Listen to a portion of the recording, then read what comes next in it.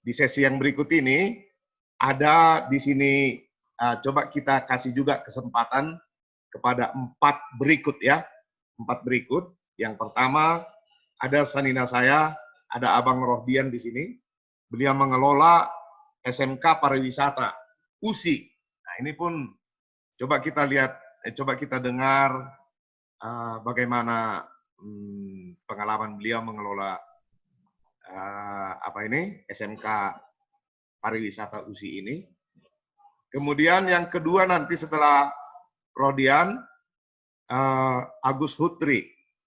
Agus Hutri mungkin bisa memberikan, karena beliau ini seorang profesional atau dari korporasi, dan untungnya beliau juga dosen juga, walaupun mungkin part-timer, tapi beliau bisa kasih gambaran juga ke depan seperti apa, sehingga bagaimana nanti masukan-masukan yang kita mau arahkan ke rezim berikut yang mau mengurusi pendidikan di Simalungun. Baru tadi ada ada Pendeta Juandaha. Mungkin beliau juga bisa singgung sedikit aspek Habona Rondobona sama sama Sapangambe ini apa memang masih bisa diandalkan ini ke depan. Dan mungkin tunjuk tangan dulu siapa yang satu lagi kira-kira. Jadi tadi 3 udah, ada Pendeta Mardison Simanjorang dari Muara Bungo. Ya, oke. Jadi pertama Bapak Rohdian Purba, yang kedua Agus Hutri Sinaga, yang ketiga Pendeta Juandaha, baru kemudian Pendeta Mardison Simanjorang dari Muara Bungo. Silakan Bang Rohdian. Terima kasih. Dengar Bang? Ya, oke. Ya.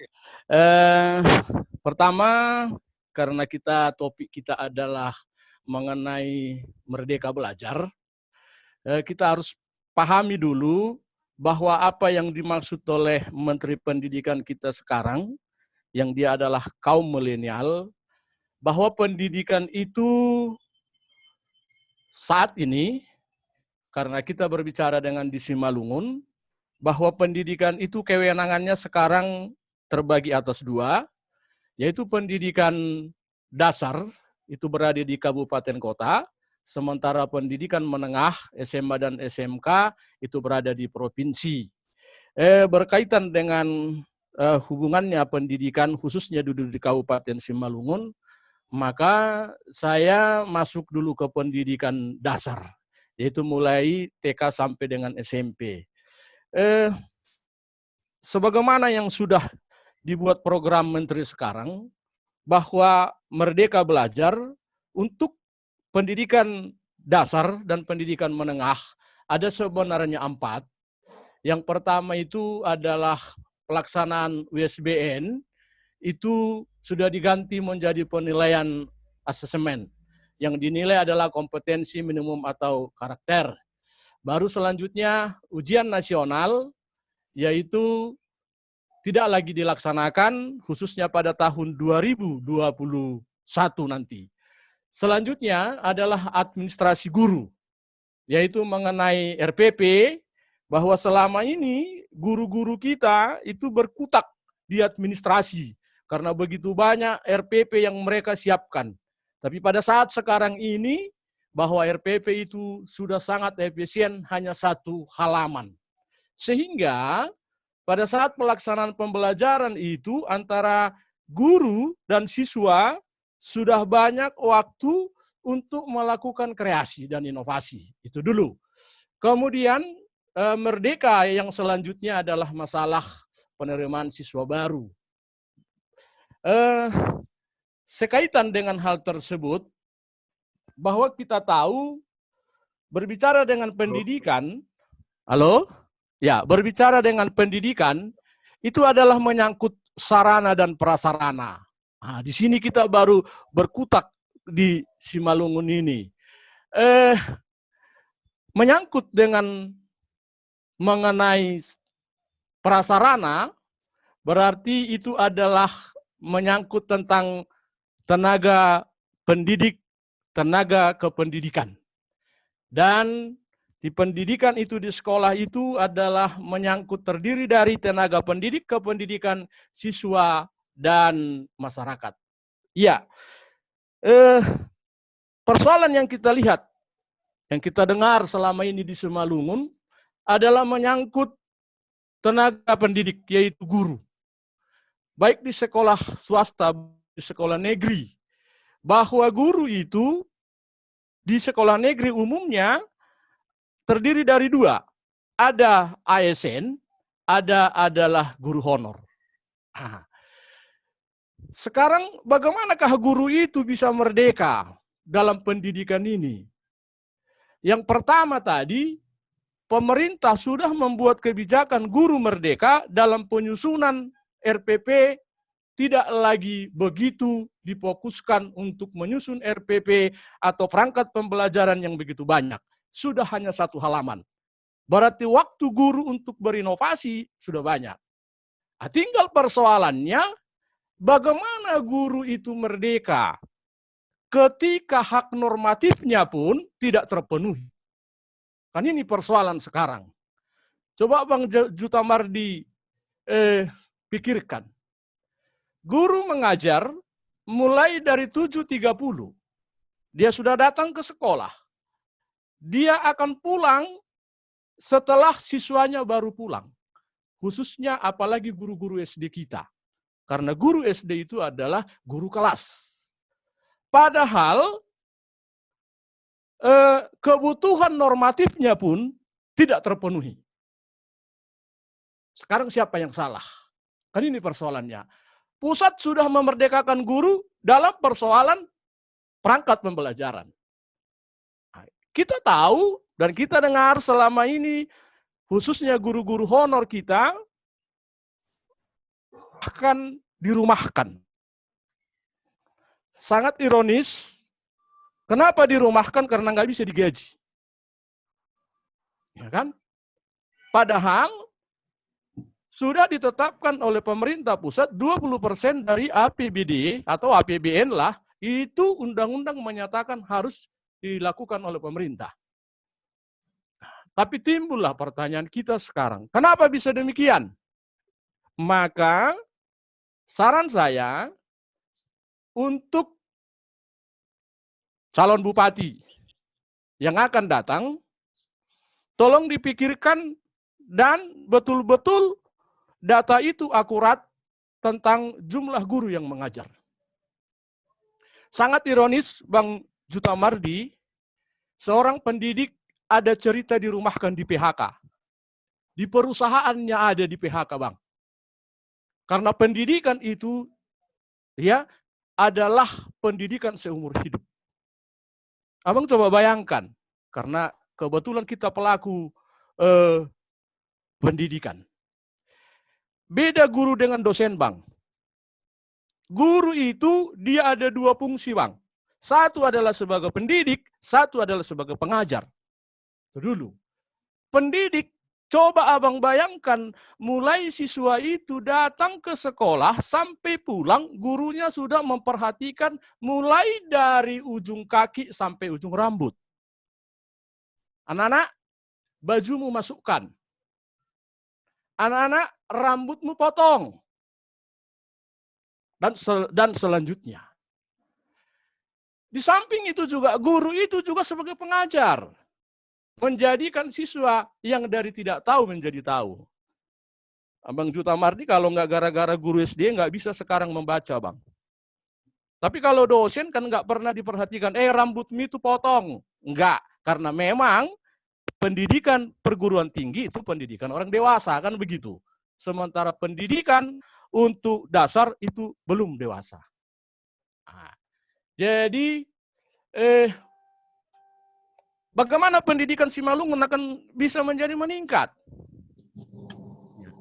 Sangat ironis nanti, Bang, ketika pusat memberikan kebijakan memerdekakan guru, sementara di Pemkab maupun di kota-kota lain belum memerdekakan guru dalam hal kebutuhan normatifnya, yaitu tentang gajinya. Itu barangkali. Nah, kemudian menyangkut dengan prasarana. Tadi dijelaskan di Simalungun ada 75%. Ya, hampir ada 25% lagi bahwa gedung-gedung sekolah itu tidak layak. Memang karena begini luasnya Kabupaten Simalungun, bisa saja itu tidak bisa terjangkau dalam 1 tahun. Tapi kan ada 5 tahun masa periode. Ya kan, ada 5 tahun masa periode. Masa tidak bisa dilakukan itu? Nah, itu yang mau saya jelaskan dalam hal ini. Kemudian yang terakhir,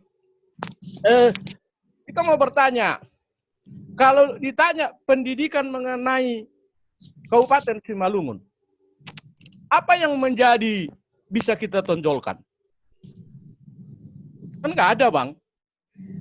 Ya, maksud saya, untuk pemimpin yang akan datang, Simalungun itu kan dominan adalah pertanian. Tolonglah, sekolah pertanian di Simalungun itu benar-benar dikembangkan. Ya, sebenarnya gampang, Bang.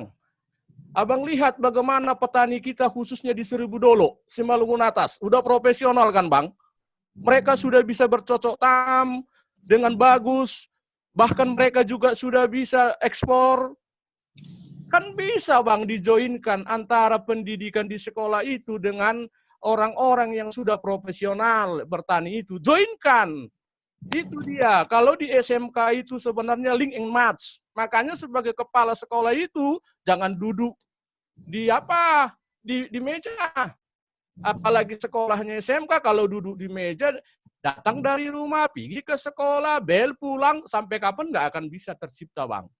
Jadi saran saya untuk kepala daerah yang akan datang, kita buat dulu satu pionir di Simalungun ini sekolahnya. Kalau menurut saya adalah sekolah pertanian. Karena sumber daya alamnya memungkinkan, kemudian juga sumber daya manusianya juga sudah oke. Petani-petani kita yang ada di Simalungun ini yang sudah bercocok tanam, begitu jeruk, abang lihat, begitu tomat, wah kan luar biasa itu. Tinggal hanya mereka harus diajak kerjasama, di-manage pemerintah. Kira saya, Bang. Ya, makasih, Bang. Terus? Halo, Gus, mungkin bisa Agus Putri Sinaga mungkin, silakan. Horas Bata Genuk, Tuan atau Grupon. Jadi saya ingin sesuai kata Bang juga tadi saya ingin sisi next. Jadi terus terang saya kurang mendalami pendidikan tingkat dasar dan menengah. Saya lebih banyak kemarin melihat YouTube dari Menteri kita itu tentang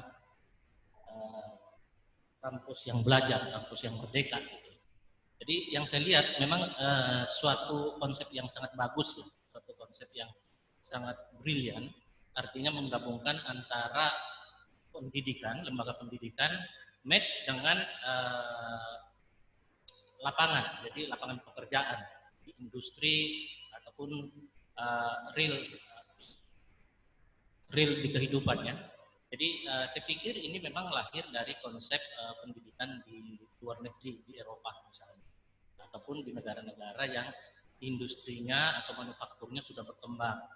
Saya kebetulan kemarin berdiskusi dengan ponakan saya yang kebetulan kuliah di Jerman dan sudah bekerja, juga satu ponakan yang di Korea Selatan. Jadi memang prinsipnya seperti itu. Jadi kalau mahasiswa pada tingkat-tingkat awal mendapatkan kontrak dengan perusahaan-perusahaan, kemudian nanti pada semester tertentu mereka akan magang di perusahaan itu. Nah kalau kemarin Makarim mengatakan 3 semester paling tidak seseorang mahasiswa S1 harus magang di perusahaan, ya, supaya mengasah keterampilannya. Karena kita sekarang berbasis kompetensi, ya kan? Tidak lagi berbasis hanya CC otak kita yang besar, jadi kompetensi. Artinya diusahakan kemampuan kita itu menjadi real, ya, langsung aplikatif. Demikian juga saya pikir di pendidikan menengah dan dasar. Kalau kita lihat misalnya kurikulumnya itu cenderung menjadi aktif. Kalau Bang Riri tadi katakan dialogis, ya bukan monologis. Saya pikir benar, tapi saya kebetulan punya anak sekolah di BPK Penabur di Jakarta. Kita lebih suatu, misalnya suatu materi pelajaran, mereka akan menampilkan di sekolah, kemudian mereka akan membuatkan alat peraga sesuai dengan konsep-konsepnya. Tentu ini akan membuat suatu biaya yang besar juga, di samping juga aktivitas dari guru juga harus mengikuti, karena mereka menjadi proses diskusi, saling mengkritisi, saling belajar. Ya, jadi saya kembali ke sepupu saya misalnya di Jerman, saya tanya, di Indonesia dulu kamu belajar seperti apa? Saya di Indonesia dulu belajar menghafal rumus-rumus. Gitu. Mungkin Roni bisa tahu juga ya. Ya. Kemudian di Jerman tidak. Kita mempelajari suatu rumus tetapi mengaplikasikannya langsung di lapangan dengan berbagai variabel-variabelnya. Seperti itu. Jadi karena memang udah langsung ke lapangan. Nah, saya pikir pun di pendidikan menengah nanti dan di pendidikan dasar konsep itu akan diterapkan. Bagi kita persoalannya dengan Simalungun adalah biaya. Ini akan menimbulkan suatu biaya. Kita sangat bersyukur ya, Simalungun adalah orang-orang yang sekolah minded, dan juga mungkin suku-suku di sekitar kita juga seperti itu. Toba, Karo juga sekolah minded. Boleh kita sebut tadi misalnya sangat menghafal, tetapi sangat banyak orang-orang Simalungun yang cc kepalanya sudah besar. Ibarat mobil sudah 6.000 cc. Apapun diberikan, dasarnya sudah kuat sehingga dengan modal orang tua hanya pas-pasan bisa sekolah TB, bisa sekolah ke Unpad, kemudian juga dari itu Jawa Timur yang kita lihat seperti itu. Nah sekarang kita tidak lagi seperti itu, juga kompetensinya. Implikasi dari ini adalah biaya yang besar. Kalau kita lihat kemarin di YouTube-nya Nadiem Makarim, ya kan, seorang lulusan S1 adalah kolaborasi ataupun gotong royong dari berbagai pihak, dari lembaga pendidikan ataupun lembaga swasta ataupun dunia kerja, gotong royong, karena mereka diberikan magang seperti itu. Nah, ini juga akan menuntut suatu daerah harus menyiapkan tempat mereka magang. Bagaimana suatu diskusi terjadi tentang aplikasi suatu ilmu kalau tidak ada magang di dalam suatu proses real? Seperti itu kan. Nah itu, saya kembali kepada pembicaraan yang sebelumnya, saya sangat setuju. Ya, bagi pemimpin ke depan yang akan mengepalai Kabupaten Simalungun, saya berharap kembangkan juga potensi-potensi daerah Simalungun menjadi sebuah industri, baik industri kecil, industri menengah, sebisa mungkin industri besar, seperti itu. Saya melihat misalnya kemarin kita bicara perusahaan daerah Simalungun hanya menghasilkan 5 juta. Kenapa perusahaan daerah Simalungun hanya bisa PDAM? Kenapa nggak ada PD-PD yang lain? PD-PD di bidang agrobisnis. Kalau kita misalnya pergi ke Thailand, sebegitu banyak varian-varian buah-buahan ataupun hasil bumi yang unik-unik. Misalnya kita nangka yang sudah dikeringkan lah, tamarin lah, entah apalah, selalu ada. Nah, kenapa bisa mereka membangkitkan seperti itu? Tentu suatu proses yang panjang juga. Nah, di Indonesia, di Kabupaten Simalungun, saya pikir sebagai kota pertanian, harusnya nanti ke depan harapan saya bagaimana seorang kepala daerah akan bisa menghidupkan potensi-potensi ini supaya link and match tadi. Jadi ketersambungan antara dunia pendidikan dengan dunia industri, dunia kerja bisa bangkit, bisa muncul. Saya kembalikan kepada ponakan saya yang di Jerman misalnya tadi, gajinya kurang lebih 4 euro sampai 900 dengan 50 jam kerja, 50% jam kerja dari yang seharusnya. Tapi industri tersebut beruntung karena mereka dapat tenaga muda yang kurang lebih antara 1/4 sampai 3/4 dari gaji normal untuk 50% kerja. Nah, maksud saya kalau pemimpin Simalungun nanti bisa membangkitkan industri agrobisnis di Simalungun, entah apapun bentuknya, apakah kopi, entah coklat, entah hasil buah-buahan, dia akan mendapatkan tenaga-tenaga segar yang mungkin bisa dibayar murah seperti tadi. Saya tadi sempat browsing misalnya ya, kan per angkatan itu kurang lebih 3.000 mahasiswa.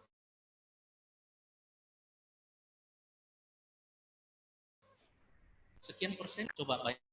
Berarti mereka harus lakukan aktualisasi dari ilmunya tadi, ya kan? Kalau Nadiem Makarim bilang aktualisasi ilmu sendiri juga tidak harus di jurusannya sendiri, harus di luar jurusan, ya. Kalau hukum desainnya. Jadi artinya kehadiran orang-orang seperti ini, tenaga-tenaga murah dengan pendidikan yang tinggi, dengan idealis yang tinggi, sangat bisa dimanfaatkan oleh perusahaan-perusahaan daerah. Misalnya perusahaan daerah nanti di Simalungun. Jadi saya pikir nanti ke depan pemimpin kita di Simalungun harus bisa menangkap ini. Kita akan mendapatkan orang-orang yang kreativitasnya masih tinggi, tenaganya masih segar, tidak masih idealis di lembaga-lembaga internasional ataupun ke industri-industri besar. Kalau kita bisa menciptakan ini, tentu akan ada ruang tempat praktek, ruang tempat menyambungkan antara konsep pendidikan dan konsep di dunia nyata di perusahaan-perusahaan yang kita kembangkan. Kita tidak perlu muluk-muluk, ya. Kita tidak perlu muluk-muluk. Kita lakukan saja secara bertahap sesuai dengan keunggulan bersaing yang ada di alam kita di Simalungun. Tapi saya pikir ini suatu hal yang harus dilihat oleh pemimpin kita ke depan, benar-benar dilihat. Kita misalnya melihat sudah pemimpin datang dari Jakarta dengan track record yang bagus dalam bisnis, tapi tidak kita lihat bahwa dia meninggalkan suatu heritage yang bagus untuk Kabupaten Simalungun. Yang kita lihat adalah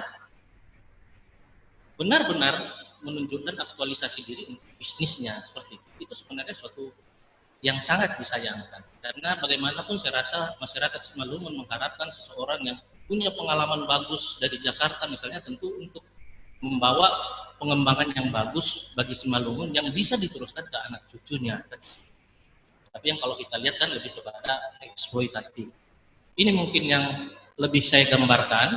Kemudian dari sisi Diknas nantinya, karena proses belajar ini menjadi diskusi ataupun dialog, dengan juga ada media, mereka mengaktualisasikan ilmunya tadi, maka Dinas pun harus juga sudah siap membekali para guru dengan kompetensi yang tadi. Mereka harus bisa berdiskusi. Bagaimana mereka berdiskusi dengan anak yang pintar kalau mereka sendiri tidak punya kemampuan, tidak punya wawasan yang cukup, tidak punya wawasan aplikatif. Nah, disinilah harus ada real industri yang nyata di daerah kita berada. Itu yang saya pikirkan. Karena bagaimana kita mengaplikasikan kalau kita harus mencari lokasi di tempat yang lain, di tempat yang jauh. Bagaimana kalau itu ada di tempat kita sendiri?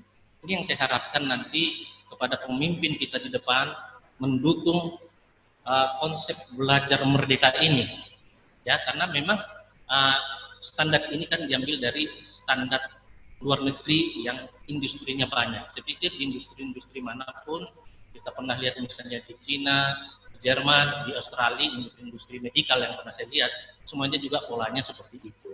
Jadi mau tidak mau kita harus menuju konsep seperti ini, dan konsekuensi logisnya adalah pemimpin daerah juga harus paralel menghidupkan industri.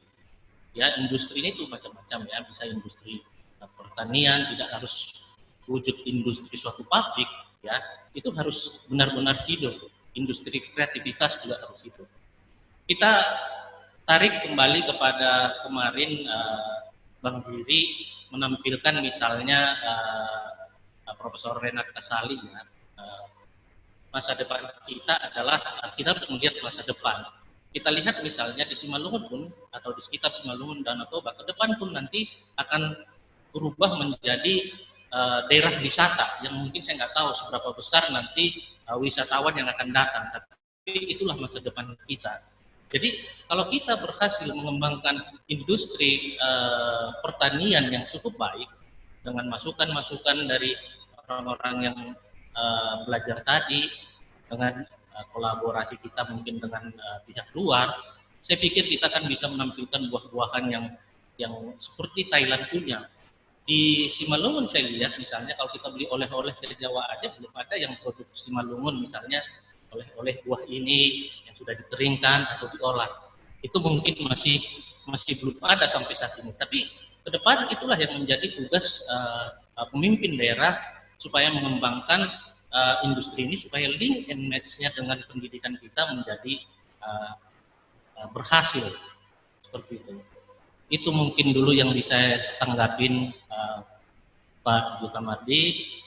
Tadi Agus sudah membukakan konsep link and match, dan mungkin bahkan siapapun bupati ke depan, apakah Pak Jenderal atau yang lain, kita dukung aja.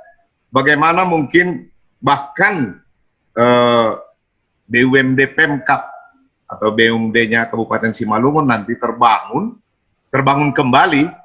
Karena sebenarnya dulu sudah pernah ada PD Agromadear, terbangun kembali, dan itu pun bisa menjadi lokasi di mana kita mempraktekkan link and match itu. Selain PDM Tirtauli yang sudah ada, kemudian mungkin Agromadear atau apapun namanya dihidupkan kembali, dan selanjutnya tentunya mungkin itu bisa kita pakai. Terima kasih nih Laweku, ini menarik ini, link and match ini. Saya sedikit berbagi pengalaman. Ketika memang apa yang disampaikan tadi yang dari dosen apa sekolah pariwisata tadi ya? Kepala pariwisata. SMK pariwisata. Ya. Pariwisata. Pak siapa? Pak Purba ya? Rohdian. Pak Rohdian Purba ya? Nah, jadi begini, mengenai link and match sebenarnya sangat bisa dilakukan di Simalungun, sangat bisa, sangat bisa. Kenapa saya katakan? Saya berapa kali ke Singapura, justru yang diminati di Singapura itu adalah sekolah-sekolah SMK. Kenapa? Karena memang SMK ini lebih diminati orang karena mereka langsung kerja di satu industri. Jadi ada link and match antara pengguna user dengan pendidik kan gitu. Tapi ini sebenarnya akan jauh lebih baik ini bisa dilakukan kalau mau peduli pemimpinnya. Saya kasih contoh. Kita kan punya kawasan ekonomi Semangke, KEK. KEK Semangke itu tinggal kita inventarisir aja berapa sekolah SMK ada di Simalungun. Kemudian kita tanya perusahaan-perusahaan yang ada di kawasan ekonomi Semangke plus di tempat-tempat yang lain kan gitu. Kamu butuh berapa sih untuk tahun ini karyawan, dan kompetensi apa yang kau butuhkan di perusahaan ini? Ini harus sebenarnya minimal, saya katakan tadi, minimal. Syukur-syukur kalau bisa bupati mengintervensi, wah ini luar biasa, pasti bisa. Nah, tinggal kita mintakan ke perusahaan itu kompetensi apa yang Anda miliki, yang Anda butuhkan. Tinggal kita link and match saja dengan SMK itu. Sekolah menengah, apa? Itu kejuruan atau apa? Kejuruan. Nah, kejuruan. Kamu mampu nggak memenuhi, katakanlah, 7 kompetensi misalnya nih. 7 keahlian yang harus diinikan. Harus ini, harus ini, harus ini. Oh bisa, oke. Kita pertemukan. Kita pertemukan si pengusaha dengan si pendidik kan gitu, yang punya sekolah. Contohnya tadi apa? Katakanlah kejuruan mesin atau apa. Oke, kita buat MOU, katakanlah. Mau suatu apa? Berapa tahun? Setahun? Oke, setahun. Nah, berjalanlah ini pendidikan ini. Apakah itu dengan pelatihan atau apa, tapi tetap diasistensi oleh si perusahaan. Supaya jangan keluar daripada kompetensi yang mereka inginkan. Kan gitu. Nah, kemudian setelah itu bisa klop, ya udah tinggal menggelinding sakanya aja ke perusahaan tersebut. Buat apa dia cari lagi pegawai dari luar Simalungun, kalau di Simalungun sendiri bisa memenuhi. Nah, itu yang dikatakan antara tadi link and match gitu. Link and match. Jadi saya setuju apa yang saya sampaikan tadi, Pemimpin di sini harusnya intervensi. Sebegitu banyak para wisata. Saya terus terang aja 3 tahun yang lalu berkali-kali ketika 3 tahun atau beberapa tahun yang waktu munculnya BODT. Saya 2 kali saya ikut pertemuan di Jakarta ini yang diinisiasi oleh Pak Luhut Panjaitan. Nah, 2 kali saya ikut itu, 2 kali juga bupati kita tidak hadir kan gitu. Sangat sayang juga. Tidak ada yang mewakili. Nah, yang mau dari bupati yang lain sekeliling Danau Toba itu hadir semua. Hanya Bupati Simalungun. Dalam hati saya, waduh, gimana nih? Jadi sebenarnya Menteri Kepariwisataan, saya tahu waktu itu dia menantang Sumatera Utara. Bisa nggak kalian buat sekolah pariwisata? Saya pikir ini kalau tadinya pemimpin ada di situ, waduh, ini tinggal kita menginikan aja ke pariwisata yang ada di USI. Saya nggak tahu tadi di USI ada ya. Tinggal kita inikan saja. Mereka siap kok. Dan saya ada kebetulan teman saya di pariwisata, mereka siap membantu. Tentu tidak cukup hanya dengan dana, dan juga expert mereka pun akan hadirkan. Supaya apa? Supaya siap pakai. Karena untuk di lingkungan Danau Toba itu kan pasti banyak hotel-hotel. Jadi ini yang dikatakan oleh tadi beberapa link and match. Saya katakan tadi, sangat sangat bisa dilakukan di Simalungun. Apalagi PTP juga kita punya. Gitu. Ya tinggal kita seorang bupati masa nggak bisa mempresur daripada perusahaan-perusahaan di sana. Nggak usah jadi bupati kalau nggak bisa mempresur di sana, kalau nggak dilakukan gitu. Nah, itu mengenai link and match. Yang kedua,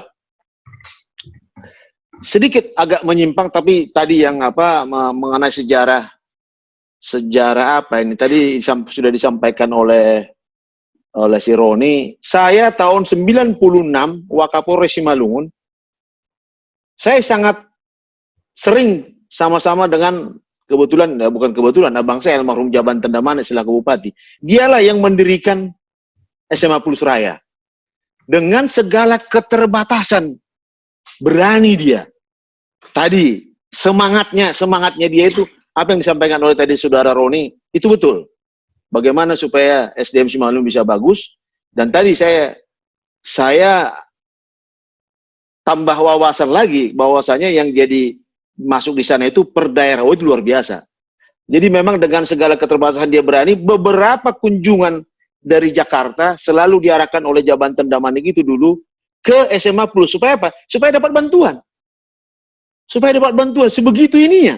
Sebegitu, ya kalau dikatakan, sampai sebegitu strategi mereka supaya banyak memberikan bantuan untuk SMA Plus. Jadi kalau sekarang SMA Plus itu saya juga nggak ngerti lagi seperti apa. Jadi mereka waktu itu masih Salmon, kalau nggak salah Pak Salmon ini ya, pengelolanya pertama. Jadi betul 95, saya 96 Wakapolres. Di situ saya tanya, kenapa sih abang berani membuka SMA Plus Raya? Karena memang waktu itu sudah terbentuk SMA Yayasan Soposurung. Jadi itu sebenarnya untuk gila, dari Soposurung buka, Matauli buka, Simalungun apa? Ini ketinggalan nih ini. Ini yang saya melihat semangat pengapanya SMA Plus itu yang harusnya terbawa sampai sekarang ini. Kemudian yang ketiga tadi, ganti menteri, ganti kebijakan. Saya setuju apa yang disampaikan oleh Lawe Sarmedi, karena memang tantangan kita kan, lingkungan strategis kita itu setiap saat bisa berubah, Laweku. Jadi pendidikan itu tentu akan melihat daripada tantangan yang kita hadapi ke depan. Saya pikir itu aja tambahan dari saya. Terima kasih, Pak. Ya, oke. Terima kasih. Saya mungkin Pak Pendeta kita lagi keluar mungkin ini, Pak Pendeta Juandaha. Tapi silakan dulu, karena kita sudah jadwalkan tadi. Silakan, Pendeta Simanjorang. Dari percakapan yang sudah saya ikutin ini, kesan saya percakapan kita melulu di seputar pendidikan formal kayaknya. Nah, jadi kita tampaknya sebegitu optimisnya dengan pendidikan formal, pemerdekaan atau pemaknaan kemerdekaan itu tuntas, kira-kira seperti itulah sejauh ini. Tapi saya agak terbalik sedikit. Tidak mungkin itu tuntas di tangan yang formalistik. Sebab apa? Sebab secara filosofis sebetulnya pendidikan itu bisa juga menjadi instrumen untuk bukan untuk pemerdekaan, tapi justru untuk mendominasi, sebagai instrumen untuk mereproduksi kesenjangan misalnya. Itu bisa juga. Jadi kalau kesenjangan yang diproduksi, sebetulnya kemerdekaan jenis apa yang mau kita inginkan itu. Begitu. Nah ini juga mungkin sekali lagi karena saya dari awal tidak ikut, tornya seperti apa saya kurang tahu. Nah, poin saya untuk ini saya kira pendidikan yang non formal juga harus menjadi perhatian kita. Saya punya senior almarhum Resekat yang ahli sekali misalnya untuk beternak lebah. Dari Indonesia Timur pun bisa belajar ke Dolokuluan gitu. Nah, coba, kenapa bisa begitu? Dan itu pernah ada di Simalungun, di Dolokuluan. Dan saya tahu Dr. Sarmedi, Opung ini tahu lah itu siapa itu. Nah, Rasekat itu. Nah, itu yang seperti itu di mana gitu. Yang kedua, kenapa kita harus bicara tentang pendidikan yang non formal? Karena ini kembali lagi soal pemerdekaan, soal pemaknaan kemerdekaan itu tidak bisa selesai dengan yang formal. Ini terkait misalnya juga untuk kelanjutan pada pendidikan yang bersifat formal. Kalau habitus masyarakat kita tidak berubah, ya jargon sama semua kesempatannya untuk mendapat pendidikan itu nggak mungkin bisa. Saya sudah cek kok tahun 2013 di Fakultas Kedokteran UGM itu nggak ada di situ anak orang miskin yang kuliah. Nggak ada anak orang miskin yang kuliah di Fakultas Kedokteran UGM. Nah ini mau diapakan gitu. Ya, ketiga misalnya, kita tahulah hasil atau output dari pendidikan formal ini banyak. Mungkin dari SMA Plus juga ada, dari SMA negeri yang lain juga ada, di IPB dan segala macam misalnya. Coba kita punya data enggak kita ini? Berapa persen yang kembali menjadi petani ke Simalungun? Nah itu maksud saya harus menjadi perhatian kita juga kalau kita mau misalnya bertarung di arena yang lebih luas, tidak hanya pada orang-orang yang punya pendidikan secara formal. Karena kalau itu misalnya yang formalistik saja, sekarang kita tanyalah misalnya yang sudah S1, S2, S3 misalnya yang dari SMA Plus dan seterusnya gitu. Kita mau tanya, kemajuan ilmu pengetahuan itu sendiri di tangan para warganya Simalungun itu seperti apa sih? Kalau bisa misalnya seperti Profesor Rijal Damanik yang bisa mengolah apa itu, apa namanya? Bangun-bangun itu misalnya. Itu kan, itu ya maunya seperti itu, tugas-tugasnya para ahli yang smart itu gitu. Tapi kita lihat, tamat IPB, mainnya di BNI, di bank juga gitu kan. Nah ini kalau nggak dituntaskan di pendidikan keluarga, saya kira nggak bisa kita ini, nggak bisa. Itu bagian yang pertama poin saya. Terus yang kedua, mungkin ini terkait pada kemajuan ilmu pengetahuan itu sendiri di tangan orang-orang Simalungun misalnya. Beberapa waktu yang lalu saya sebetulnya agak gelisah. Kebetulan saya punya minat untuk melihat perubahan kebudayaan. Saya tanya, manggil tulang aku dulu ini, tulang Juta Mardini kemarin atau beberapa hari yang lalu. Apa sih yang berkembang dari kuliner Simalungun? Kulinernya Simalungun gitu. Selain nitak, nabinatur, apalagi kinasumba, apa gitu. Nggak berkembang kuliner kita. Jadi makanya wacana kita histeris terus gitu. Untunglah masih ada musik gitu. Untung masih ada musik. Makanya di grup FB saya bilang itu, ini percakapan kebudayaan, ini budaya apa sebetulnya yang mau kita bicarakan? Yang mau kita produksi gitu. Masa ntar lagi belajar Guel Simalungun pun ke Yogyakarta misalnya. Kenapa nggak dibuat di USI? Nah, gitu. Nah, saya tahu lah di isi itu orang-orang Batak juga belajar gondrong ke Yogyakarta sekarang. Kenapa bisa begitu? Nah, kita nggak pede juga kadang-kadang kan. Ah, malah pehudi tak langadong koli peminak nih katanya kan. Nah, itu saya kira perlu menjadi perubahan kita, mindset kita untuk melihat apapun tentang pendidikan ini. Nah, terus yang ketiga mungkin nggak tahu lah ya. Ini mungkin walaupun nggak bagian apa saya, tapi tadi saya mengikuti tentang PMS, sekolah SMA plus gitu kan terjadi dualisme. Dalam ini kan, wah gawat sekali berarti di Simalungun ini. Kalau institusi pendidikan sudah dilihat sebagai apa namanya komoditas itu, ini udah selesai lah, udah nggak ada lagi kemerdekaan kita sebetulnya di sini. Nah, jadi usul saya sebetulnya sekolah-sekolah kita yang ditangani oleh Portua Maujana Simalungun itu lepaslah itu dari kekuasaan, tapi menjalin komitmen harus bisa diakomodir juga ini kepentingan pendidikan Simalungun ini di APBD kita. Kalau nggak ada itu politik anggaran untuk pendidikan di APBD kita, ini omong kosong juga saya kira. Hanya teriak-teriak aja nanti ini agak mirip-mirip juga ini dengan GKPS juga kan.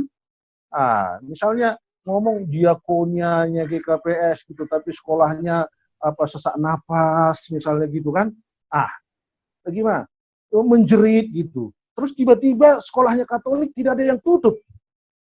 Sekolahnya GKPS tutup satu-satu misalnya kan. Ini ada apa yang salah gitu. Nah, tapi setelah kebetulan saya di Sanata Dharma. Mungkin ini walau agak melebar sedikit lah ya, nyerempet karena saya pendeta ini. Di Universitas Sanata Dharma di sekolah-sekolah Katolik itu saya lihat adalah wajib hukumnya di sekolah-sekolah itu ada pastor untuk mengamankan, menjaga visi teologi dari sekolah itu. Nah, sekarang ini muncul bahasa begini. Nah, siam pendita-pendita, konsentrasi mana siam bani pertunduyon, katanya kan. Nah, jadilah pendeta ini jadi pengkhotbah semua. Akhirnya cara berpikir flat. Flat, tidak ada tantangan lain lagi selain dari itu ke situ saja gitu. Jadi hidup menggereja itu didominasi oleh ritus-ritus peribadahan semata. Nah, jadi menurut saya kalau katakanlah GKP sebagai salah satu stakeholders, kalau cara berpikir dari lembaga ini sudah flat, sudah tidak ada juga itu namanya kemerdekaan itu. Saya kira itu sumbang saya, entah mau diolah jadi menu seperti apa ya, Juta Mardi ya, atau Pung Sarmedi ini mungkin terlalu berserak pikiran-pikiran itu, tapi bisalah dikompilasi nanti mungkin satu ketika bisa diurai lagi lebih rinci secara materialis saya kira. Itu poin saya dari Belantara Jambi ini. Salam sehat buat kita semua. Ya. Oke, terima kasih. Jadi kita dibukakan perspektif baru. Tadi mungkin agak lupa kita soal pendidikan non formal, ya, pendidikan informal. Apalagi tadi disinggung soal budaya juga, sudah bisa langsung disentuh ke ekonomi kreatif dan seterusnya ya. Mungkin perlu juga tadi masukan. Sangat bagus tadi masukan dari pendeta Simatorang tadi. Tapi sebelum kita lanjut, tadi Opung Sarmedi ada tunjuk tangan juga. Sebelum itu mungkin John Major dulu sebentar, karena John Major ini mewakili apa yang pemuda-pemuda generasi muda kita, anak-anak milenial lihat ini terhadap Simalungun secara etnis kita, dan Simalungun secara administratif pemerintahan Kabupaten Simalungun. Jadi kan beliau ini juga produk dari SMA Plus, ya? SMA Plus atau SMA Negeri nih? SMA Plus panggil. SMA Plus. Jadi tadi kalau soal SMA Plus sudah banyak dibahas. Coba dulu dari perspektif anak milenial dulu lah, ini dulu. Coba. Silakan, John Major ya. Dari itu Pak Bani Panorang nih Bang Gi, baru boy aktif fokus dong kena kesibukan etik. Aku malas pur sebenarnya nih bani keadaan panorang pandemi koronon, boy sing kita berjumpa secara virtual ya tanpa batas mah tadi. Kebetulan tiga hari mau hanami kebetulan ada perkumpulan anak rantau Simalungun dibentuk hanami udah mau main webinar. Sebelum ini cuma dong topik ini pendidikan. Masih gua anggap perlu do pendidikan on. Dosongan Bang Roni tadi. Ada Bang Roni tadi ketua Ikatan Alumni Mapus Raya. Kebetulan aku juga wakil ketua Kaspra juga. Kalau di MAPSI aku ketua bidang pendidikan. Jadi kalau aku pikir kalau menunggu sampai sukses, nggak tahu kapan bisa kontribusi ke Simalungun ini. Dimana juga kan aku banyak berterima kasih ya konsep yang Bang Teguh bilang tadi benar itu aku aplikasikan bahwa harus ada ya sense of belonging gitu loh atas kepemilikan dari Simalungun karena kita dulu ditanamkan pribadi dari keluarga susah bisa kesempatan ya kalau tidak masuk di SMA Plus mungkin nggak mungkin bisa saya kuliah di ITB. Masuk di ITB, lulus, bisalah berkembang seperti sekarang ini. Kurang lebih bisa hidup di Jakarta 3 tahun, setelah dari Bandung 5 tahun. Mungkin Panggi John Rizal juga ada di sini. Tahulah kehidupan aku di mana di Bandung dulu, dengan penuh kekurangan. Jadi memang benar di saat tidak diberikan kesempatan untuk orang-orang berkekurangan mengecam pendidikan, sulit untuk merubah nasib. Bahkan melalui keluarga sendiri pun sulit gitu. Jadi setelah saya merasakan sekarang mulai bekerja, saya coba hal-hal simple mulai dari sejak dini loh. Mulai dari kita mahasiswa baru-baru mulai bekerja, mencoba menggalang kolaborasi milenial.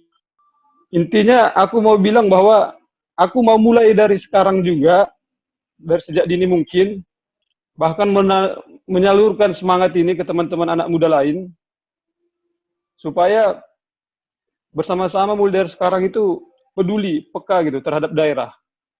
Memberi sumbangsi melalui bidang kita masing-masing. Karena aku pikir tidak hanya dari pemikiran yang tadi didapat pekerjaan apa yang tinggal kita berada sekarang atau bahkan apa yang dia punya bisa dikontribusikan sekarang kolaborasi. Jadi di grup Himapsi juga saya bentuk itu Himapsi Peduli Pendidikan. Itu rencana nanti akan berkolaborasi semua Himapsi seluruh Indonesia dan juga dibantu dengan support yang pantau yang menembus antar organisasi. Seluruh elemen milenial ini bergabung bagaimana supaya dari sekarang itu mulai menyambut mahasiswa baru nanti, memfasilitasi hal-hal kecil, mencarikan kos, memantau dia supaya berkegiatan di wadah barunya nanti dia kuliah tidak salah langkah, supaya ada muncul empati atau muncul rasa ya senasib penanggungan. Jadi saat nanti kita berjalan bertumbuh besar, dewasa, bahkan nanti jadi ya calon-calon pemimpin ke depan kelak, kita tidak susah lagi untuk berkolaborasi. Karena menurut aku konsep segan antar senior itu perlu dibangun. Dulu saya di asrama diajar senioritas, saya hormat semua pimpinan ataupun senior saya. Minimal waktu dia ngomong, saya dengarkan dulu. Mau baik buruknya saya saring dulu. Karena zaman sekarang ini udah mulai banyak orang itu belum mendengar tapi udah banyak ngomong. Jadi semua ngomong. Jadi menurut aku dengan kolaborasi anak-anak muda yang sekarang kami bentuk ini, yang kami harapkan juga orang-orang tua kami, abang-abang kami, kakak-kakak semuanya, yang stakeholder sekarang yang mungkin udah punya pengalaman banyak, bisa terus ya memantau kami lah. Di saat kami salah, dinasihati, di saat kami kurang ide atau gimana, dikasih saran, supaya kami mulai dari sekarang ini semangat yang menggebu-gebu ini bisa ya dilontarkan lah kalau bahasa heboh ya. panah itu kita dilontarkan ke arah yang baik lah gitu. Jadi kita yakin orang-orang tua yang ada di sini ini kan udah memiliki niatan baik untuk konsep pendidikan ke depannya. Karena aku juga mengalami bahwa lagi-lagi aku tekankan bahwa pendidikan inilah yang membuat kita berubah minimal diri sendiri, dan saya yakin nanti ke depannya bisa merubah orang banyak. Mungkin itu Panggi. Oke. Terima kasih, Horas. Oke, jadi sampai pada posisi ini sudah banyak yang kita diskusikan ya. Yang pertama tadi kita sudah identifikasi permasalahan pendidikan di Simalungun, dan terasa benar bahwa selain secara organisasi juga, ini khusus menyangkut SMA Plus, itu juga bermasalah. Secara organisasi PMS-nya juga ada dualisme. Selain juga manajemennya mungkin yang masih kurang transparan. Secara organisasi di luar pemerintahan pun kita baru mengatakan bahwa kita sampai saat ini gagal.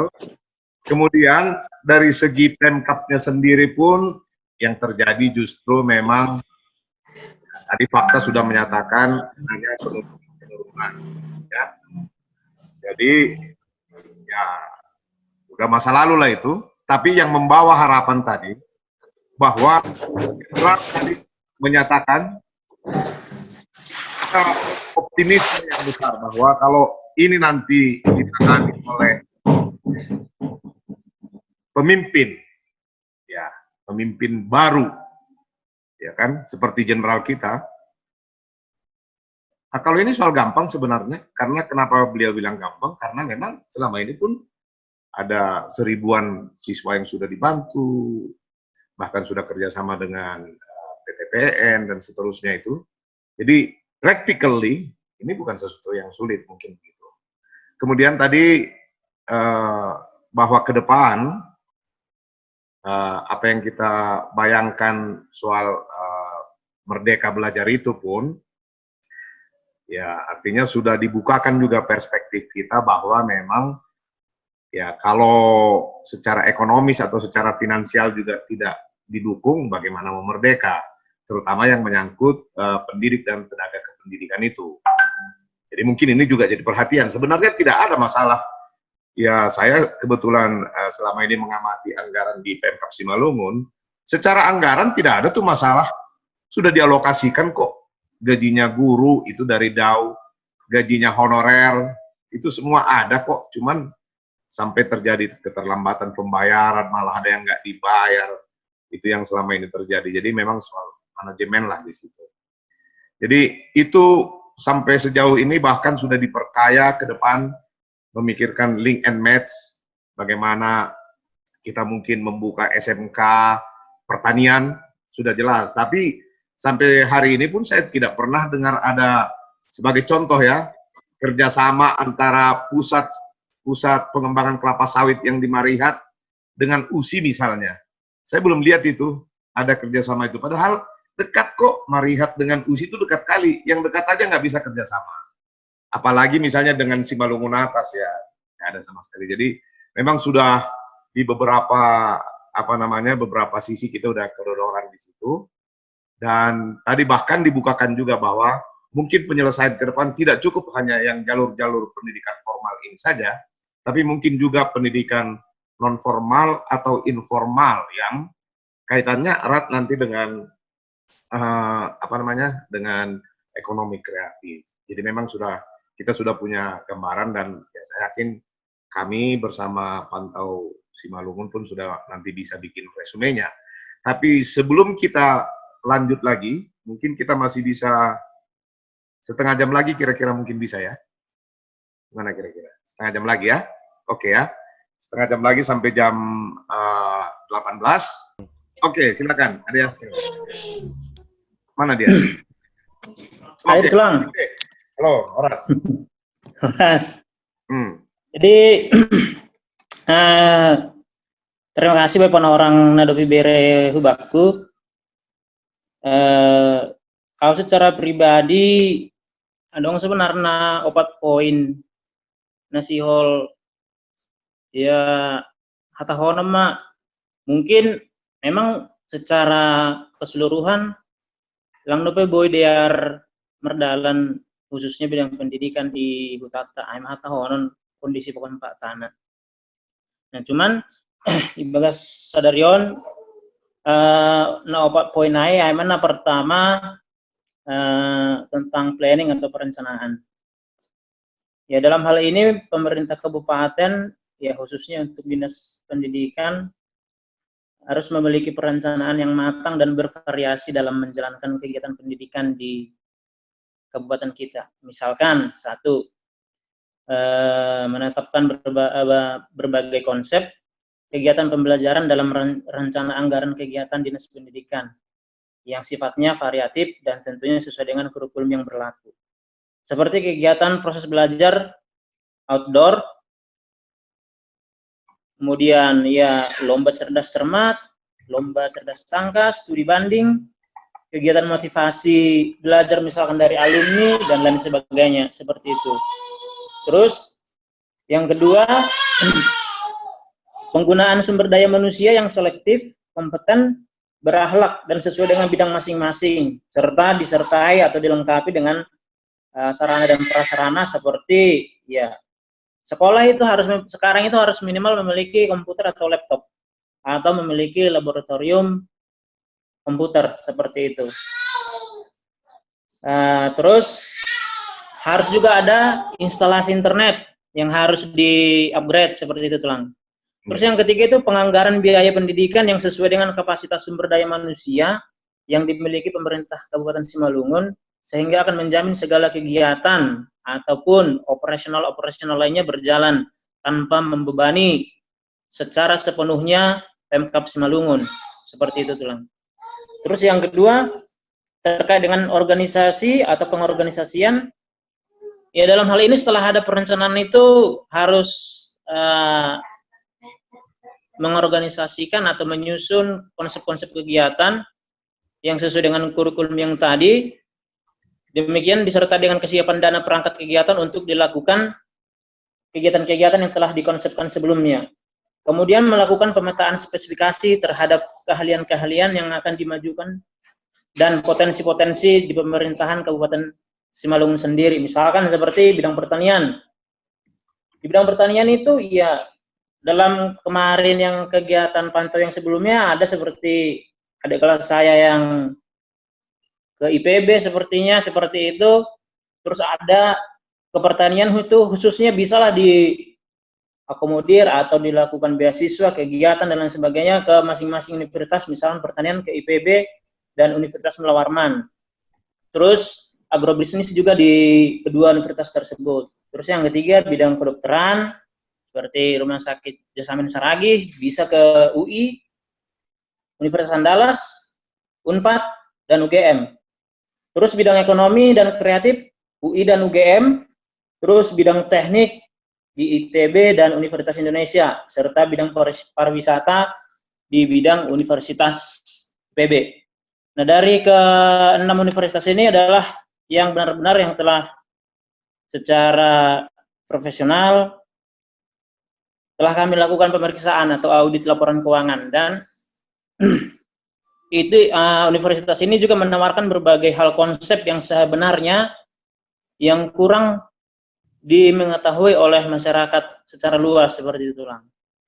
Nah ini juga nanti ketika misalkan Bapak calon wakil bupati kita misalkan Bapak Wagner atau RHS ya bisa juga nanti ya ini salah satu terkait dengan pemetaan spesifikasi ini harus lebih di monitoring kalau menurut saya karena ketika mahasiswa-mahasiswa ataupun adik peserta didik itu disekolahkan keluar, mereka pastinya akan kembali ke daerah kita, tapi dengan adanya perjanjian kerjasama yang ditandatangani oleh kedua belah pihak tentunya. Terus actuating atau pelaksanaan. Nah dalam pelaksanaan ini yang seperti saya sebutkan tadi itu ya Pemkab dalam hal ini ya Dinas Pendidikan tadi ya benar-benar harus melakukan apa yang telah dikonsepkan, direncanakan di awal tadi. Sehingga berkesinambungan antara perencanaan, pengorganisasian, dan pelaksanaan ini sejalan. Dan saya yakin hasilnya juga akan maksimal jika memang semua pihak benar-benar memberikan hatinya untuk melakukan perencanaan dan pelaksanaan ini. Karena berbagai dari universitas bahkan kementerian yang kita audit, banyak sebenarnya orang-orang Simalungun yang punya gelar hebat, kemampuan yang luar biasa.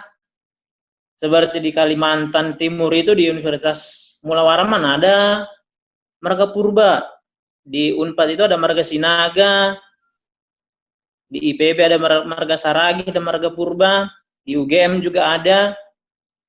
Nah, dari ke beberapa universitas PTNBH itu, ya saya harapan kita dengan adanya fokus dari Pemda nantinya untuk menggelontorkan dana spesifikasi untuk beasiswa masing-masing. Misalkan apa sih yang akan Kabupaten Simalungun munculkan ke ataupun ke daerah yang lain atau nasional, itu harus dipertimbangkan kembali, dan saya rasa bisa masuk sebagai salah satu ya point of view dari calon bakal bupati kita ke depan, seperti itu.